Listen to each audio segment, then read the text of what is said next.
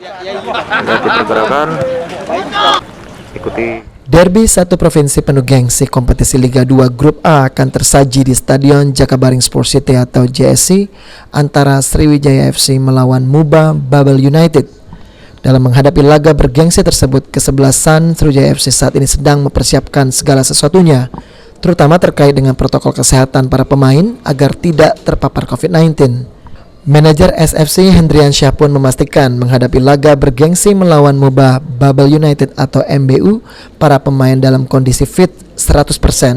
Manajemen sendiri menjanjikan bonus bagi para pemain Laskar Wongkito jika berhasil mengalahkan saudara mudanya di Jakabaring Sport City. Jika kita memenangkan atau kita mendapatkan poin. Ini diartikan sebagai spirit atau gimana? Ya, kita sudah sampaikan ke jajaran pemain, ke pelatih, semua ofisial sudah kita rembukan. Di setiap pertandingan akan ada bonus-bonus. Sejauh ini manajemen Sriwijaya FC sudah sangat puas dengan kekuatan yang ada. Namun demikian tidak menutup kemungkinan Sriwijaya FC akan menambah lagi pemain, khususnya pada lini depan sebelum jendela transfer pemain ditutup pada 10 Oktober mendatang. Firman Hidayat, PAL TV.